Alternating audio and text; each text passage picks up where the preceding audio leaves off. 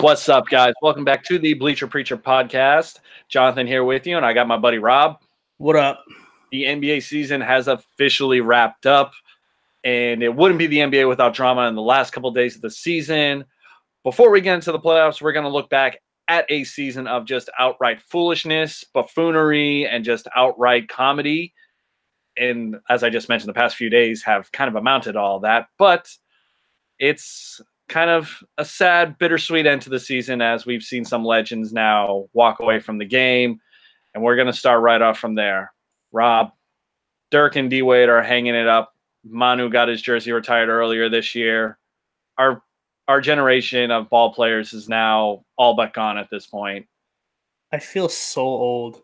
We are old, man. Like this flew by. I remember these guys as primes.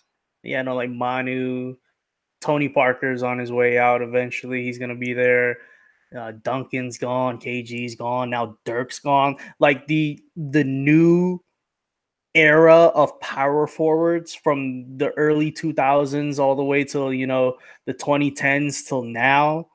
Like Duncan, Dirk, and KG, getting to see all three of those guys in their prime, and all three of those guys are going to end up being top 10 power forwards of all time, was just a joy to watch, especially Dirk. Dirk just revolutionized. Like the stretch big, it's going to be hard to literally point out who the first stretch four is, but it's hard to say that Dirk wasn't the first stretch four. I think you said it perfectly, just how he revolutionized how a power forward can shoot, but not only be a matchup nightmare. So it's sad to see Dirk go. DWade is arguably the third best shooting guard of all time. He's walking away from pretty much all the accolades.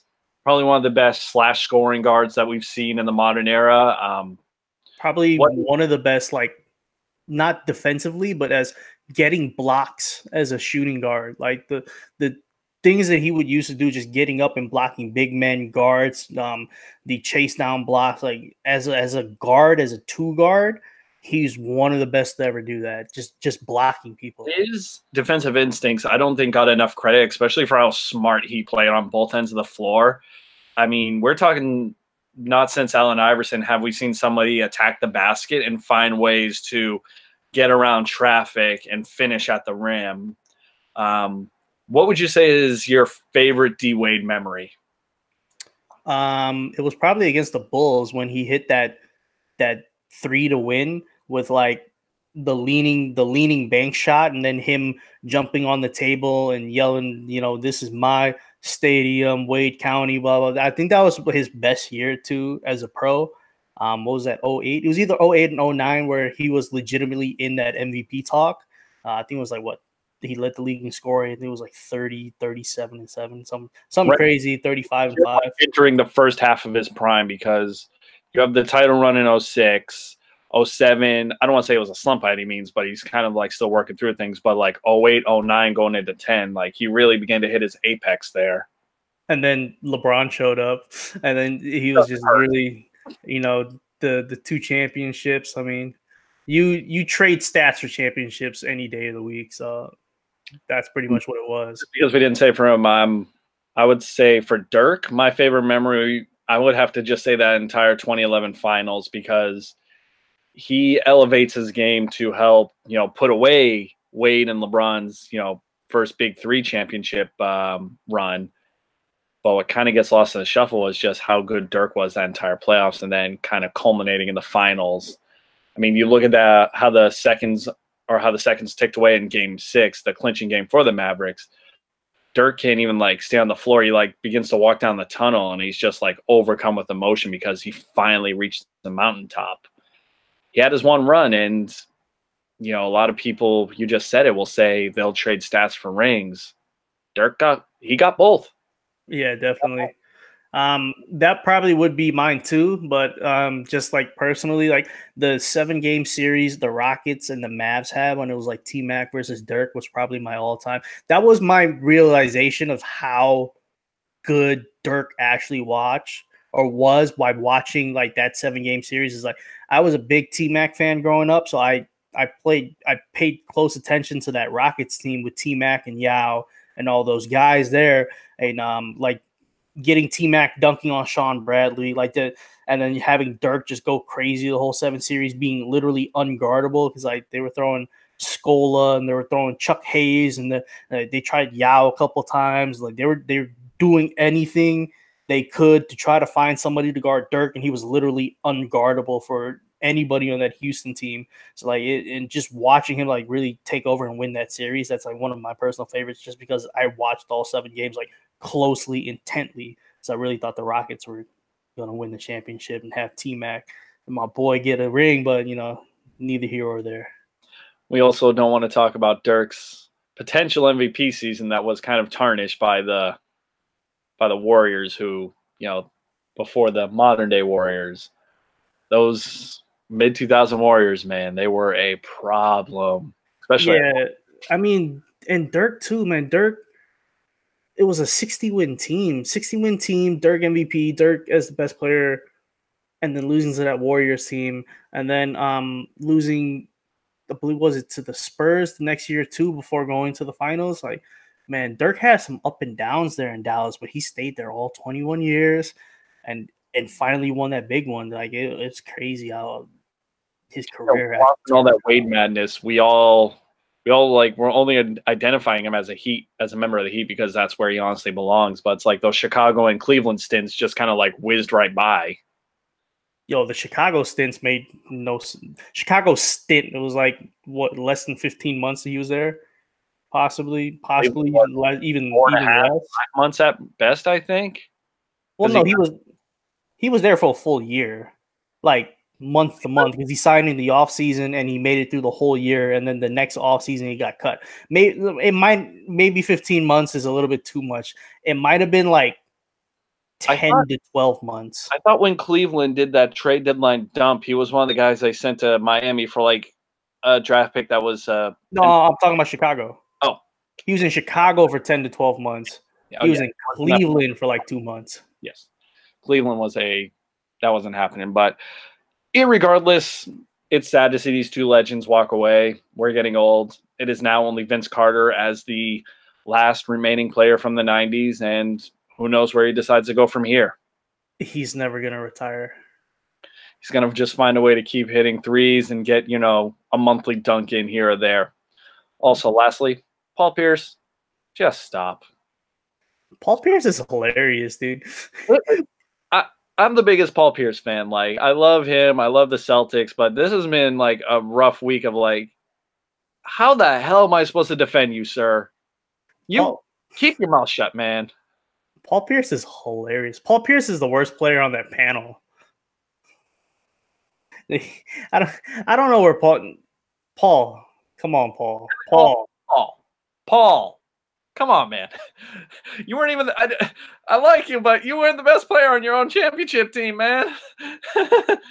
No, you were. He was. What's crazy is like he's legitimately a top 100 player, a top 75 player. But like you're going at DWade, who's legitimately like a top 50 player, top 5 at his top 25, like like top 5 at his position. Like, come on, Paul. Like you're reaching a little bit too hard on that one. I believe the kids these days are saying he has too much dip on his chip. What? I heard it somewhere on Twitter before. I don't know. I'm trying my best here. I want to start using that phrase and cronies. I like the word cronies now. Cronies I can deal with. Dip on chip. I'm not sure about that one there, buddy. All right. So let's look back at this past NBA season, dude. And I think we have to get into the other storyline this week. Magic Johnson decided he didn't want to be a president no more. That was hilarious. He quit his job in a press conference in probably the most Magic Johnson way. A smile on his face and a laugh right afterwards. Like, what do you think the percentage was of him actually going into that press conference to quit? Like, when he woke up that day, did he know he was going to quit? Did he just stroll into work, like just saw somebody's face and was like, yeah, I really just don't want to do this anymore? And he's like, hold on. I'm just gonna do it. I'm just gonna put my foot through the door and I'm just gonna leave. I'm just gonna do it. You know, I feel like it was like on a whim. I feel like it was a very like rash decision. He didn't even tell Jeannie. Jeannie found out through the media. Like I don't know what went through Magic Johnson's mind today, but So you're telling me Magic Johnson quit his job the same way you quit Nike? yeah, pretty much. Respect to both of you, but it kind of wraps up this year for the Lakers that we have covered extensively here, and it has not been good. I know injuries were a major hampering effect on this team, but going back to when LeBron signed in July, it's been a slow, like just, I can't even say decline. It's just been like an outright free fall at times. Watching the Laker fans like completely turn on Pelinka and Magic Johnson has been like an enjoyable experience. Just when Magic and Pelinka were first signed and ready to go to lead the Lakers into the new generation, and like everyone's all trust in Magic. Magic's gonna rebuild this. We got Jim Buss is gone, Kupchak's gone. We got Jeannie. She's gonna be a great owner. We got Magic now. Magic's gonna lure all the free agents, and then signing LeBron, like the all-time high of signing LeBron as well, and then just going through this whole season, perfect. It couldn't have been any better. And this is what I love seeing how this played out, because I don't want to say it's contradiction, but we went from a team that had the narrative of possibly pushing the Warriors to the next day signing players that made no sense to now realizing there might not even be a chance they're able to bring in superstars because of now the dysfunction possibly brought in by LeBron now. Yeah, the whole Anthony Davis saga was handled very, very poorly and was the start of really the implosion of what the Lakers are. Them going to the media, like, why didn't you just wait for the summer? Like Anthony Davis literally harpooned the Pelican season and the Lakers season, while he could have just shut his mouth, played one more year in New Orleans, get to the summer, and get traded. Like that. That's all he really needed to do. But instead, his agent Rich Paul, who has, a big connection with LeBron, they've known each other forever, and going out to the media and just, I want to be traded, and I only want to be LA, and Clutch Sports and all that, and all this hoopla everywhere, and then all the trade rumors getting leaked out, and now all the young guys don't trust LeBron. It's like it's crazy. And now moving forward, like, how do you move forward from that chemistry wise when you already you think LeBron is the GM behind the scenes, you think Rich Paul is a GM behind the scenes, they're buddy with Pelinka and whatnot, and it's like, if another star becomes available, we're gone. He's not going to hesitate putting us in a trade and making the ownership trade us. It's like, how do you get chemistry from that? How do you even trust LeBron? Like, I think this Lakers team is really doomed. Like, say if Karl Anthony Towns, has another rough year in Minnesota and he's like, I really don't want to be here anymore. It's -20 outside. There's 20 feet of snow. Send me to LA where it's sunny. Like, you don't think LeBron's gonna be like, okay, yeah, Kuzma, Ball, whoever, send them all to Minnesota. Let's go get Towns. Like, that's something that legitimately could happen. So like there can't be any chemistry there like anymore, period. And I think that's the exact point that has to be made here, is that once that Davis saga kind of fell through, it kind of torpedoed their entire season, because how can those guys like look at LeBron and look at each other thinking like, do you have my best interest here because you guys just tried to trade me? Like, what's the plan here? What's management? Who's really in charge? Like, and then you have LeBron doing his playoff mode shenanigans, which then, he takes nights off for load management. You have the wine nights, and we mentioned that when LeBron had signed, this was going to be playing the long game, or better yet, the end game, to where it wasn't going to necessarily come this season, but it's going to have to be a season or 2 or 3 down the road as he kind of wraps up his career in LA. That might have been, I don't want to say destroyed, but taking major hits this year by not getting the Davis thing done, and thus pissing off the team and the front office in the process, to where Magic's gone. Pelinka doesn't know if, what the best direction for the team is right now. You're going to have to go out and find a coach here pretty soon, because Walton's probably not sticking around. It's just dysfunction across the board. And the jerseys are hideous. I hate the new Laker jerseys. It's all bad. Yeah, and then on the Walton, like Walton and his staff pretty much were resigned to being fired. They knew they were going to get fired pretty much like the whole season. Magic really wanted him gone. And now Magic's gone, so you don't even know if Walton's staying or Walton's going. Like, so there's no like stability there even in the coaching spot.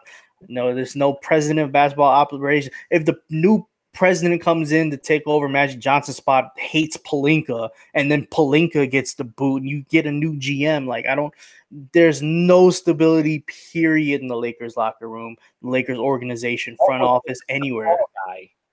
And then the guy before him ends up quitting altogether. So it's like, are we really going to clean house here and expect us to be right back, amongst the elite category? Because I think one question that, or not even a question, just a point that's being made is, look at a team like the Clippers, who share the same building.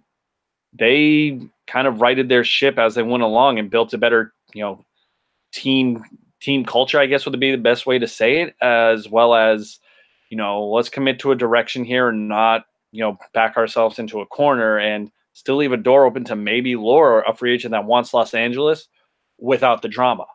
Yeah, and they have room for 2 max slots. And they fleeced the Lakers in a trade. And the Lakers were the one that offered the trade. Like the Zubac trade for Muscala. My God, like I just don't know what the Lakers are doing. It's hilarious. It's hilarious and sad and amusing. And it's going to be a great offseason watching this again. Yeah. LeBron's in the offseason filming Space Jam 2. Like, he doesn't care. He's making a movie. Like, he doesn't care. Producing like 9 other projects. It makes you wonder, like, how invested was he in this season to begin with? The LeBron, like, trying to save face was hilarious. As soon as the Lakers were eliminated from the playoffs, there was a post about his, like, physical assistant, physical therapy person coming out. I was like, yeah, this is the worst groin injury I've ever seen in the history of my life. The history of groin injuries. And LeBron was back in 4 days to come play, blah, blah, blah. He's like, I can't believe he can walk. It's just what he did in the finals, where after game 7, he's sitting in the podium with a cast and it's like, oh, y'all like this? It's like, where did that cast come from? Like, what the hell? Game 4. It was after his last game in Cleveland, the finals last year. And people were saying he heard it after game 1. It was like, where? Because of JR. It's like, okay, so what the hell, LeBron? Like, I don't understand anything was happening. What was the other point I was going to make? Goodness. The load management. Oh, I just lost my train of thought, but it's no, I think it was a game the Lakers were getting blown out, or they were having another loss, like 2 or 3 in a row, whatever. But it was the night LeBron had entered, I think it was number 3 for the all-time scoring list or something. Or no, he passed MJ in some record. I'm sorry, I'm drawing a blank on the exact details. Yeah, I think it was points scored. After the game, the Lakers lose, but he posts about himself in a picture of him and MJ together.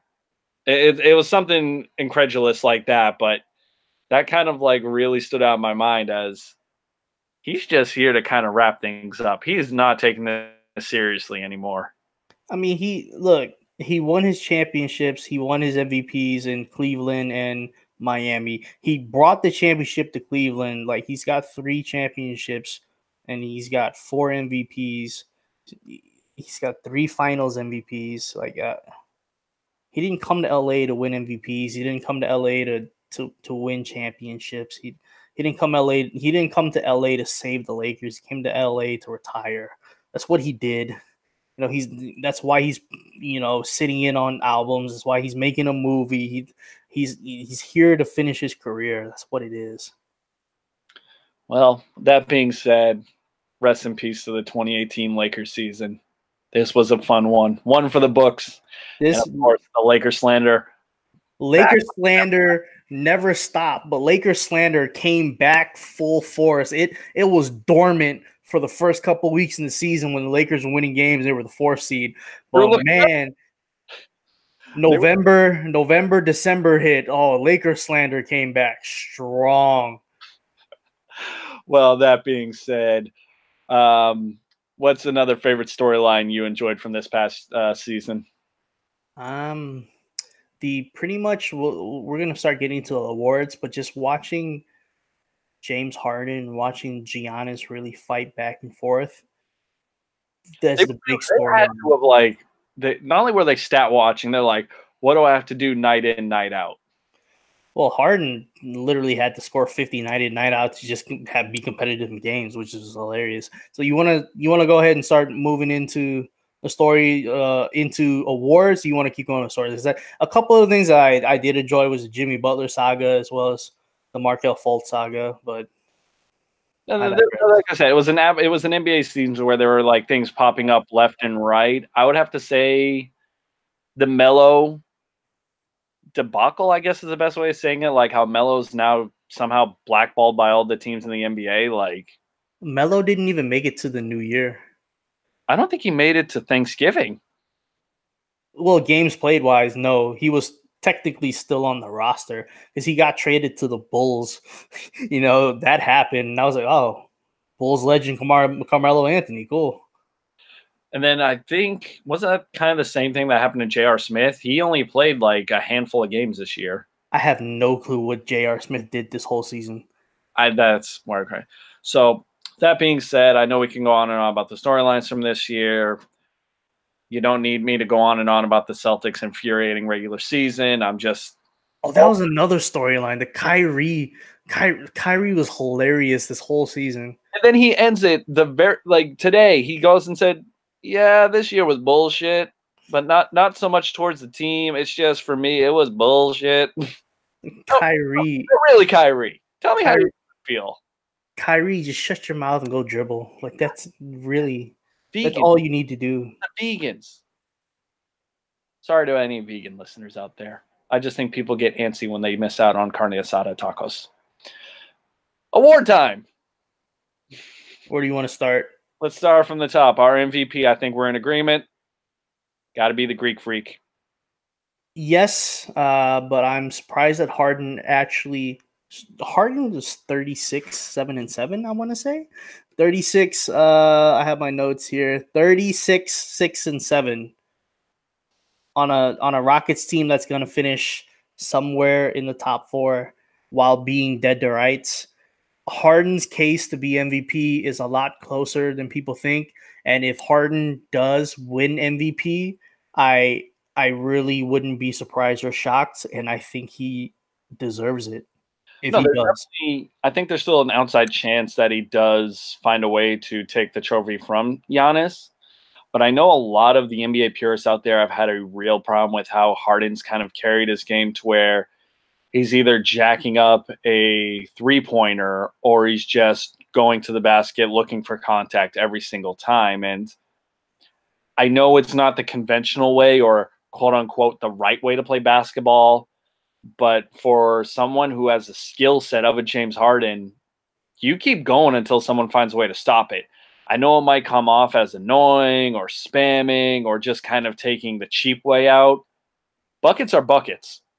And James Harden found a way to get points night in, night out.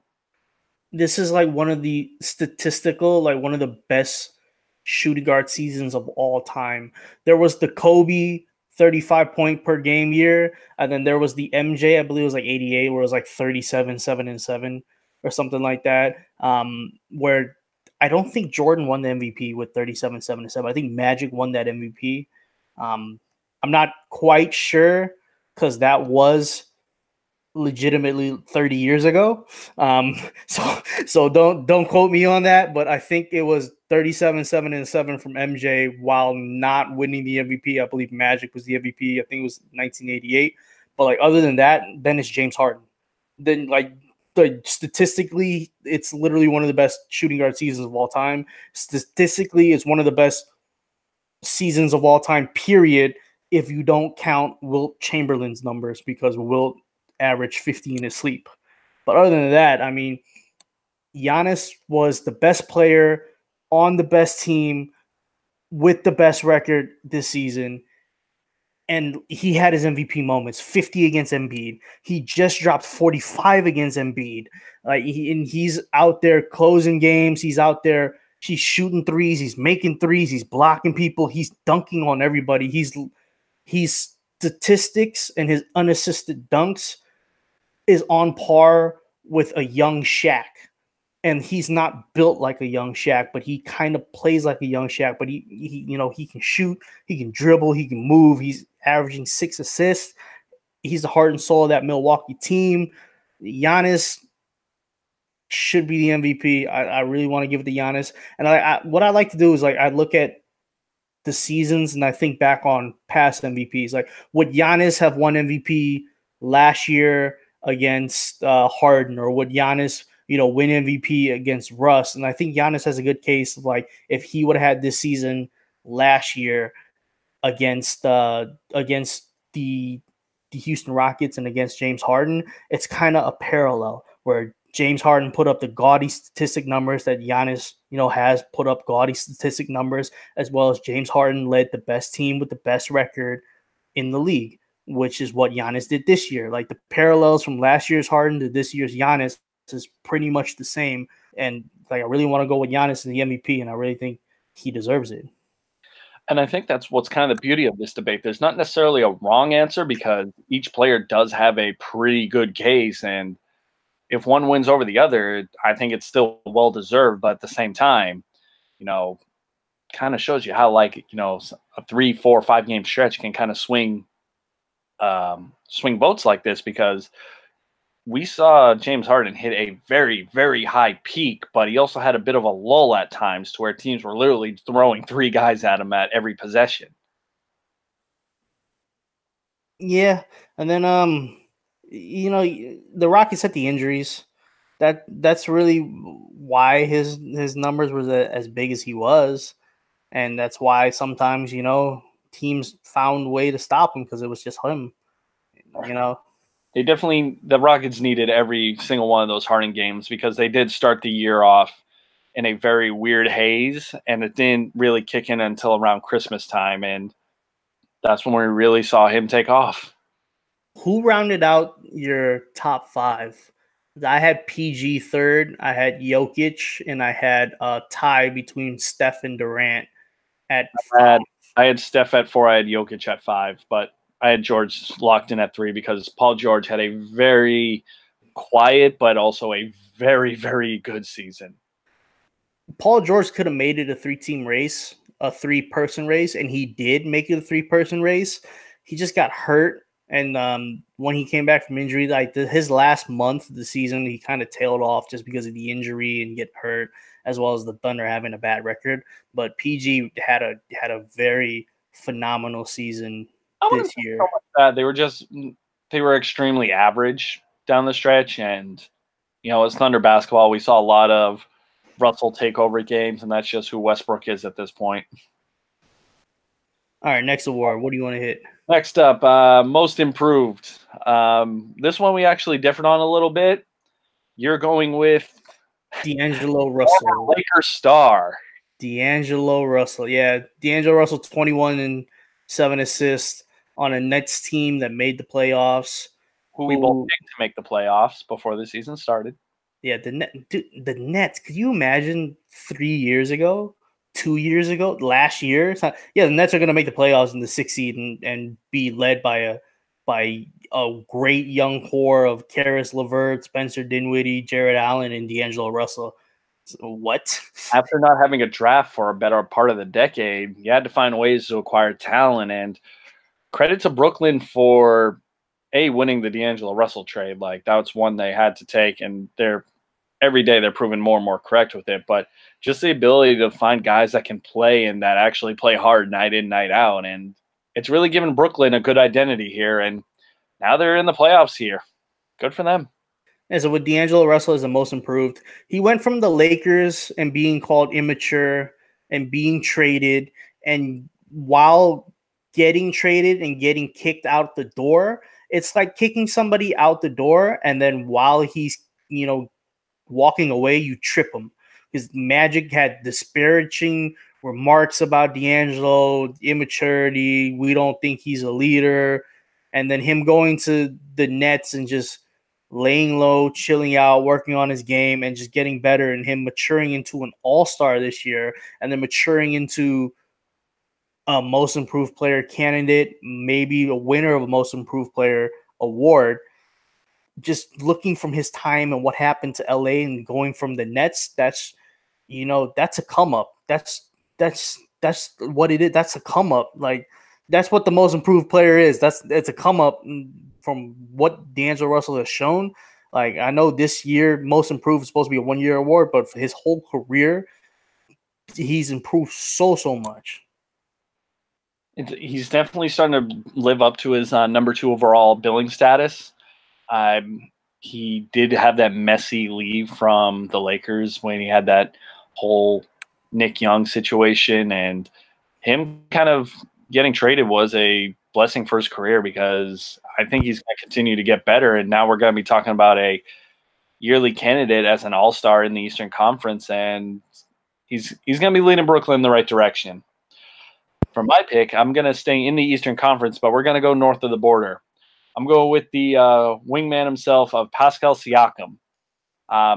This is a player you've loved for the Raptors now for the past couple of years, and he really stood out to me this year because when the Raptors were able to get Kawhi Leonard, you almost saw that effect rub off on Siakam, because I saw a lot of Kawhi's game in Pascal this year, and it's resulted in him I don't want to say he now, let's see, he went from, where's your stats at, bruh? Come on, give me the ones I need. There we go. So he started 79 games this year, so coming off the bench and into now a full-time starting role, and they were going to have to replace the buckets from DeMar DeRozan himself. Oh, man, I'm trying to vamp while I get down to – come on, Basketball Reference. You're failing me here. I think he was 17-7 this year with 37 yes. three-point percentage. But what I love most is that he shot over 50% from the field. He was scoring efficiently. He became a reliable cog in a Toronto rotation that had its question marks before the year started, but now the Raptors are going into the playoffs as a number 2 seed, and I think Siakam is one of the major reasons why. He's a good two-way player, and I think he can actually help them make a push for the finals this year. It was really telling when Kawhi had his load management and they sat Kawhi, like the person that took over and got the shots and led him to a lot of victories was Pascal Siakam.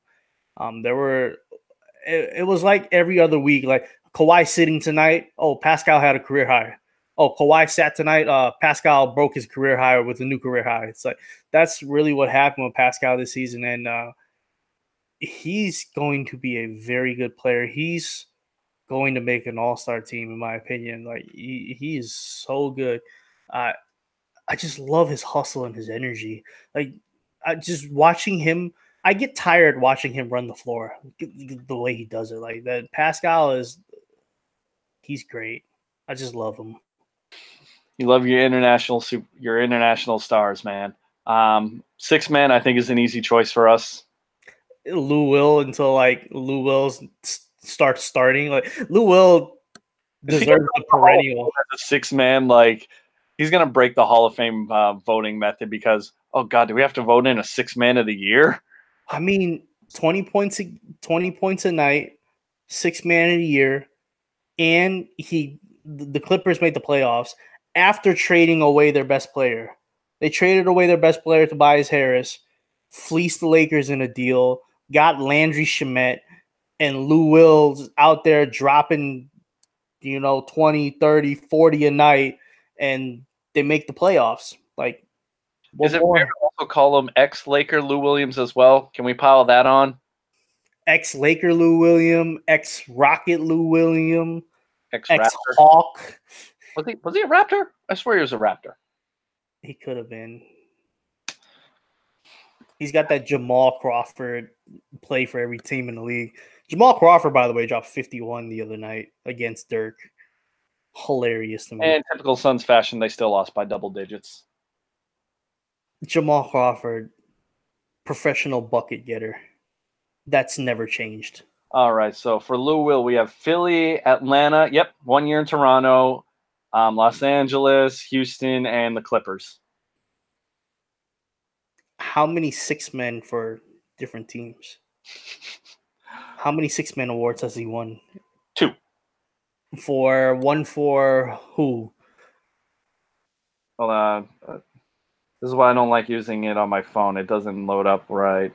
6-man of the year award. God damn it. I'm just going to Google search it.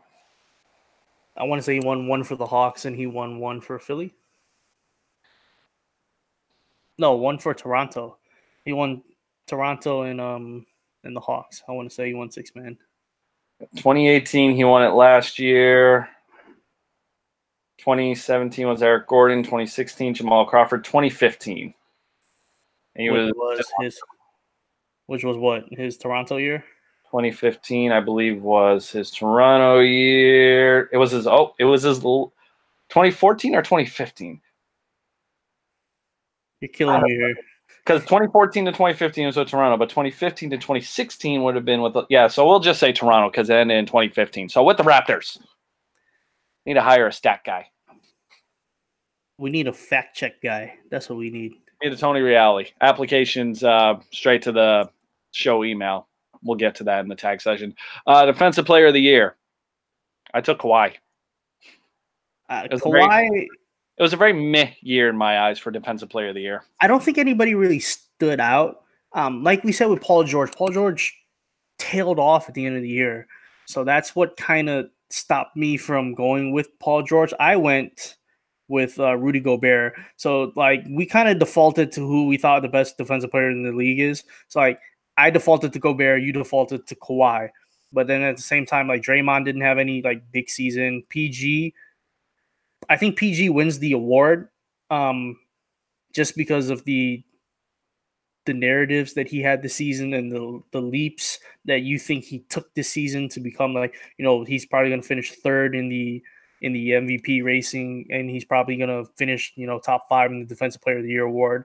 A couple of guys sneakily that I probably make the ballot and probably make first team all defense is Giannis. Giannis probably finishes top 5 Defensive Player of the Year voting as well. And if he wins Defensive Player of the Year as well as he wins MVP, he's going to be like the first person to do that since Hakeem and MJ. I think that might be the whole list. It might be Hakeem, MJ have won Defensive Player of the Year and MVP, not in the same season, but just like period in their career. So that'd be something of first. I think MJ did it in the same season. I don't think Hakeem did it in the same season. I think he did it in different seasons. So, yeah, I think Giannis is up there. But my pick would be Rudy Gobert because I just defaulted to who I thought the best impactful, you know, defensive player of the year. That's the big thing is just nobody really stood out. So maybe somebody will come out of the blue and we're just not thinking of it. I think Rookie of the Year will be a fun one. Me and you are going in 2 different directions. I'm going with the international stud himself, Luka Doncic. You're taking the sharpshooter, ball handling extraordinaire, Trae Young. I flip-flopped on this so much. Trae Young has completely changed my mind. Before the All-Star break, Luka Doncic was the runaway Rookie of the Year. Oh, I think talking about him getting All-Star buzz too. Yeah. I think Luka had the better first half by far. I think Trae Young has had the better second half, but I think Luka's second half is better than Trae's first half. And as a whole season, like if you just look at like stats and counting, Luka's gonna be your 21, 7, and 6. Luka's got like the triple doubles and whatnot, but Trae Young was 19, 3, and 8. And Trae Young's got like the 20-10 games, the 30-10 games. Like Trae Young kind of embodies the new school point guards that can shoot, that can score, get to the rim and all that, but he's still racks up all that assists, what you love as a point guard. And he's the guy that, he led his team as the point guard the whole year as well. Luka did do that, and Luka wasn't the de facto point guard, in the box score, but he was pretty much the lead ball handler for most of the game. And I don't know, man. It's like one day I'll wake up and I'll say Luka, and because Luka just got a triple double, and the next day Trae Young just dropped 50 and 10 against the Bulls. I want Trae Young, even though it was like a 4 overtime game, and that's why he scored 50. But he had like 38 in the regulation. Then like Luka will come out and another triple double, and then like Trae will come out 30 and 10. It's like it's back and forth. I wish they can do a co-rookie of the year, because Trae and Luka both deserve the award. Oh, absolutely. And we expected Trae Young to, have some stats here and there, but it was going to come, at a cost of he was going to have maybe not as high as efficient numbers. The turnovers would be a little rough, but he really started to shine out after the All-Star break. And I think Atlanta made a very good pick. I really like what Trae Young has shown thus far, and I think he's going to be a really good player in the years to come. That being said, though, with Luka, I think he can exceed those expectations, because we saw, flashes of him hitting highly contested shots, showing very good court vision, really good offensive instincts, and he's still going to go into his 20s here now, probably as one of the best up-and-coming prospects, or not prospects, but like young guys in the NBA for years to come, because 4 or 5 years down the line, he's just now getting into his early 20s. I think the future is bright for both of them. It's going to be interesting to see like how those two kind of like pair up once, or not pair up, but like kind of compete against one another, because they were both drafted very high. They come in with high expectations, and I think how this Rookie of the Year thing kind of handles itself out is going to tie them together now for the rest of their careers. Definitely. Trae Young played 80 games. Doncic played 72. The Dallas Mavericks won 33 games. Atlanta won 29 games. Like they're virtually identical. Yeah, and I think that's one of those. I think we both said it pretty well. Is like there's no wrong answer out of any of this. Out of this vote, because I think each team kind of made out well. And then you look at the Kings, who decided to take Marvin Bagley when these guys were available. Marvin Bagley actually makes probably rookie team, first team. Marvin Bagley didn't have a bad season. Because you can't have Trae Young, because they already had De'Aaron Fox. And if you put Luka on this team, we already know the Kings has a mess, and they were already beginning to turn the corner until they started to fade away later in the season. But I think they'll be okay with Bagley. Yeah, you can't go Trae Young because De'Aaron Fox is still there. You can't play De'Aaron Fox and Trae Young. You could probably take Luka and go De'Aaron Fox, Buddy Hield, and Luka. That would have been an awesome three-man rotation, 3-man 1, 2, 3 starting lineup. But Bagley was 14-7. Bagley shot 30% from three. If Bagley gets that 35, he's a 20-point per game scorer. Him and Harry Giles was entertaining to watch as a front court. I think him, Harry Giles, and Willie Cauley-Stein can be a core that you can build on as a front court players. And then having one of the Bogdanoviches, having Buddy Hield, having De'Aaron Fox, the Kings will be all right. So are the Kings and Clippers really going to have their act together before the Lakers? And what's crazy is the Kings traded Boogie, and the Kings had the craziest owner. Vivek is wow, he's wild. And then Vlade, the ineptitude that you thought the Kings front office was, and yet they still have their stuff together more than the Lakers do. We're one Lakers Google Hangout chat with a fan of tell us who to pick and why. It's away from the Lakers reaching that level. That happened. The Kings really did that. It's astounding that they're and they're set up better for the future than the Lakers are. The Lakers have LeBron. I don't know. I don't know how we always get back to what the hell the Lakers are doing, but oh man. It could be worse. We could be on the Suns, and we got to save that for another day because you have very reserved thoughts about the Phoenix Suns and some players on their team. Well, Robert Sarver is the worst owner in the league. Cheap. I'll say that off the top. He legitimately, Robert Sarver, worst owner in the league. The arena situation is a joke in itself. Downtown Phoenix is beautiful, but good God, US Airways is a dump inside. Yeah, man. It's absurd, but enough dysfunction teams. Let's get to the All NBA squads. This is always a fun list to put together because it usually contains the same grouping of players, but you can kind of see who stood out versus who kind of took a back seat this year. I'll go first with my first team. For my two guards, I went with Steph Curry, James Harden. And for my three forwards, I went Giannis, Paul George, and Nikola Jokic. Yeah, so I had the same exact team. Curry, Harden, Giannis, PG, Jokic. I don't see how you can argue against those players at their positions having better season, considering three of them are MVP candidates alone. So the only conversation would be first team center. First team center, the battle between Embiid and Jokic. Jokic, and I think Embiid kind of loses out to Jokic because of how many games Embiid actually did miss. Embiid was so dominant, though, the games he did play. Embiid, he's 27, 13, and 4. He's going to be first team all defense. And then Jokic was 19, 10, and 7 assists. Jokic had 7 assists as a center. Where do you see that? Who does that as a center to have 7 assists per game and lead your team in assists and be the offensive focal point, from the center spot to handle the ball, to facilitate? Jokic is a unicorn. That's what he is, man. These two are such a joy to watch. I think he said it best is they just don't make players like them anymore, especially with their skill set. But I watched a few Nuggets games just to see how Jokic would play, and the passing and the offensive awareness alone it blew me away. And he made that Nugget team into a legitimate threat, and they're going to be a fun watch come the playoffs.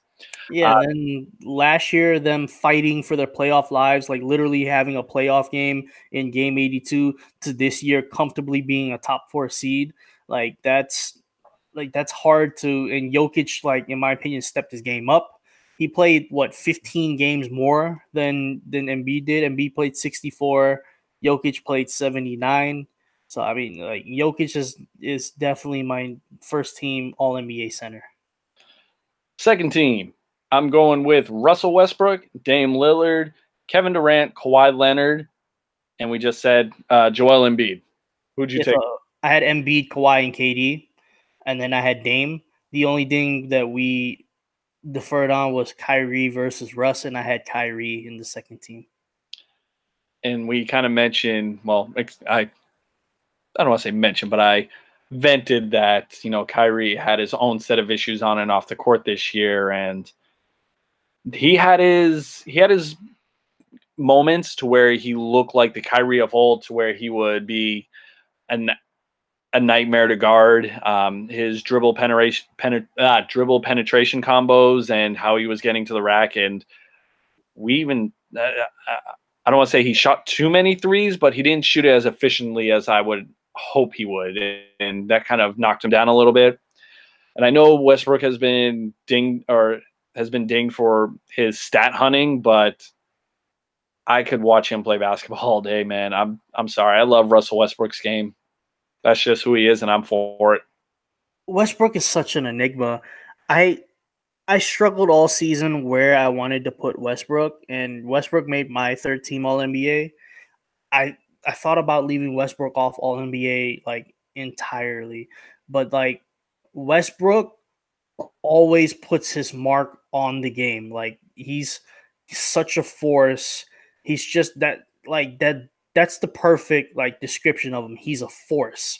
And it's hard to just leave Russell Westbrook off All NBA, where he didn't really do anything wrong. It wasn't like he was lazy and he had a bad season. He just shot the ball poorly. He shot him out of games a lot. He shot him in games a lot. Stat hunting for the rebound, sure. Stat hunting for the assist, sure. But he averaged a triple-double again. But then he shot 42% from the field, 28% from three, and 65% from free throws. Like, his shooting numbers were atrocious, but yet he had so much of an impact on the game to where, like, if Westbrook is having a good game, the Thunder are winning the game. If Westbrook is not having a good game, the Thunder are losing the game. Like, such valuable, such an impact, such a force, but they had such bad nights shooting the ball that, like, I dinged Russell Westbrook and I took him off second team NBA and I did put him as third team NBA, all NBA. Third team NBA. I go Kemba as one of my guards. I go Brad Beal at the other guard spot. Blake Griffin, Karl Anthony Towns, and Rudy Gobert. So the big thought is at guard, I had Russ and Beal, and I didn't have Kemba. It was pretty much Russ versus Beal versus Kemba for the last three spots, and I went with Beal and Russ. One of the things is, so if Kemba makes all NBA team, he's eligible for the Supermax, and Charlotte can give him the Supermax and make him a Hornet for life. It's the same thing with Beal. Beal can qualify for the Supermax, and Washington has already given the Supermax to John Wall. They could give the Supermax to Brad Beal, and that could probably make him a Wizard for life. So that whoever makes that the third team NBA guard, there's a lot of money that might be changing hands. I think Blake 100% deserves it. Blake had a renaissance year in Detroit. I did a deep dive on Blake a couple of weeks ago, and I believe this is his best season, or his second best season like ever. Like, this is the most games he's played since like his third and fourth season in the league when he was like 23 and 24. He played 75 games this year. Last year he played 58. The year before that was 61. The year before that 35. The year before that 37. And then it was like 80, 82. Like, this is one of the seasons, one of the best seasons he's had, period. His 3-point shooting has dramatically increased. He's at 36%. Like, he's as good of a 3-point shooter statistic wise as Kevin Durant, as James Harden. They all shot 36% from the field. Like, Blake Griffin deserves 100% to be on an all NBA team, and Detroit made the playoffs. From escaping from the Clippers and all the drama that was there, him beating up people on the Clipper staff, and now going to Detroit, no peep, no nothing, making the playoffs and having a good season as he did. Blake does deserve to be on the third team. We both had Gobert, and then you had Towns over LeBron. I left LeBron James off an all-NBA team, and I have no shame about it. So LeBron averaged 27, 8, and 8. What's the games played look like, though? 55. How did the Lakers season play out? So, I mean, Kawhi played 60 games, and LeBron played 55. Not a big. Kawhi's team and where he led them, and look where LeBron led his team. Yeah, true. And like I said, I'm not doing I don't have a say in this. This is just how I'm viewing the game. I don't have the right answer, nor is it the wrong answer, but this was just not LeBron's year. Like, this is what happens. Some guys have off years. And I'm not saying it was a bad year for him. It just wasn't. It was far and away one of his more underwhelming. But then I can also do that with, Towns. So LeBron played 55 games. I think Towns is going to play like 78, 79. And the Timberwolves had a worse record than the Lakers. And Towns played the 20 more games. So the Timberwolves had Towns for more games than the Lakers had LeBron for, but they had a worse record than the LeBron-less Lakers. Now, you can say, like, the Lakers were a better team than the Timberwolves and whatnot. Like, Andrew Wiggins is a bum. Yeah, we can get that point across. But the Lakers are also racked with injuries, too, and coaching staff and drama and all that. and they still won more games than Timberwolves. And Towns is a great player. If there was a fourth team All NBA, Towns would be on the fourth team. He would be my fourth team center behind Gobert. I had really a tough time picking between Gobert and Towns, but Gobert was on a 50-win team, and he's the defensive anchor on a 50-win team. And Towns was a 36-win team. Yes, he averaged 24 and 12. Yes, he's probably the most skilled big man in today's game. He's going to shoot 50, 40, 90 one of these years. He's already at 50% from the field. He's already at 40% from the three. He shot 83% from free throw this year, and he's going to get to that 90% free throw mark, and he's going to be like one of the only big men to do it other than like Dirk. So like that's a good company to be in. I had LeBron. Like when all else fails, you just put LeBron on one of these things. And for all I know, he could end up on this list. It just wouldn't shock me if he doesn't. And it just, with the off-court drama, I don't think I've seen LeBron miss as many late-game free throws as I did this year, which led to its own unofficial comedy. Even got to a point where, like, I think I was watching it was their game against the Suns where you really saw things begin to crack. And one of the guys on the Suns broadcast team was like, oh, look at Mr. Mount Rushmore over there not being able to make late-game free throws. Like, it's just open season on LeBron right now, and who knows? Maybe this turns things around for 2019, 2020, and we're back at his mercy again. Who knows? He has his first summer off in God knows how long. Good for him, I guess. But he doesn't. He's going to go film a movie. Nope, he is going to film a movie that he's having trouble getting people to commit for because they don't want to look bad in the process. Nobody wants to hurt their brand anymore these days. Yeah, Giannis was like, dude, I can go work out with like Kobe for 2 weeks, or I can go shoot a movie with LeBron. Yeah, no, I'm gonna go work out with Kobe for 2 weeks. Of cartoon characters. Like so this is completely off topic, but I think KD should play the villain in Space Jam 2. Did you ever see Thunderstruck? No, I did not. Yeah, let's leave it that way. True, but at the same time, I 100% think KD should play the villain. Oh, he has to, because that's what he's embraced this year. Yeah, LeBron goes to KD, recruits him to join the Toon Squad, and then before the game starts, where's KD? I don't know. He's not hitting me back on the text. I called him. I left the voicemails. He's got like 10 missed calls. You know, starting small forward for the Monstars, number 35, Kevin Durant. Perfect storyline. Perfect. I would book it that way. That it would make fun of him real life, him joining the Warriors. It's perfect. Like it's man-made. That's a made role. If KD, if you're listening to me right now, which I'm pretty sure you are, I need you to be the villain, and I need you to join the Monstars and be the villain of Space Jam 2. It's perfect. If not, Draymond Green, I'm sure is available, and he would love to do it. Yeah, he probably would. Draymond, stop kicking people in the nuts. This is, like I said, it's been quite the season. But all in all, it's so much fun. The NBA can't go more than 3 nights without being unnecessarily dramatic, and we wouldn't have it any other way. The playoffs, seedings, and everything have been released, so we'll be covering that in our next episode here in the next day or two. They do begin this Saturday, so I mean, between the baseball getting started, NHL playoffs have started, NBA playoffs are starting. If you're into golf, the Masters are on the horizon. Jordan Spieth had a lovely putt in today. I saw a picture of a guy skipping a ball across a pond and apparently wasn't allowed because fun isn't allowed anymore. I don't know. Yeah, that was Jordan Spieth.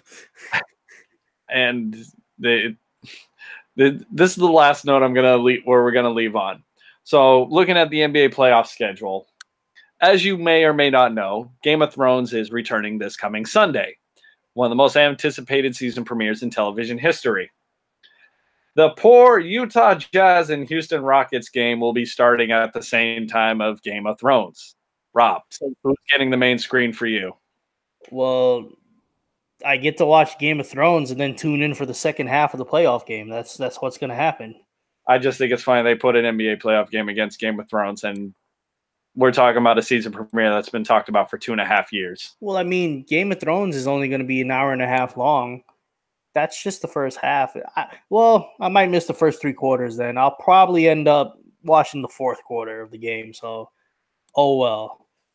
Then again the next week for Portland, Oklahoma City, but we'll cross that bridge when the time comes. Lastly, I want to thank you guys for tuning into this episode of the Bleacher Preacher podcast. You can follow the show on Twitter at Bleach Preach Pod. We'll be tweeting out through the next couple of weeks as probably one of the better times for sports gets into full swing. You can also follow the show on Instagram at Bleacher Preacher Podcast as well. You can find me on social media at Jonathan_R. Rob _BPP. And Rob, what is the coffee item of the week that you're promoting this time around? What are we pushing? Go ahead and make your own espressos at home. Homemade espressos. That's the new way we're on. We're done looking for sponsorships. Everything is homemade from now on. I got my Keurig. I got my little K-cups. I got my raw sugar. I got my 2% milk. Get it nice. This is what you do. You get yourself. You're looking for probably a mix of like we're probably some coffee beans from South America. We're going like 60%, and then we're gonna go 40% from like a coffee bean from Africa, and then we're gonna roast our own beans. Trust me, it doesn't take too long. Roasting your own beans is like a 10-minute process. It does get a little bit messy, but you know, the smell of coffee roasting in your kitchen is going to make up for the mess that you are going to make. Then you're going to ground your own coffee, and then we're going to hit our own espressos. That's the new wave we're on for 2019. I would say the smell of like fresh ground, fresh brewing coffee, that's got to be a top 5 smell. 100%. I don't think anyone's dethroning Cinnabon anytime soon, but we'll save that for an off-season poll. Thank you guys again for tuning into this episode of the Bleacher Preacher podcast. Enjoy the NBA playoffs. We will see you guys in our playoff preview. And thank you. Take it easy. Peace. Too sweet.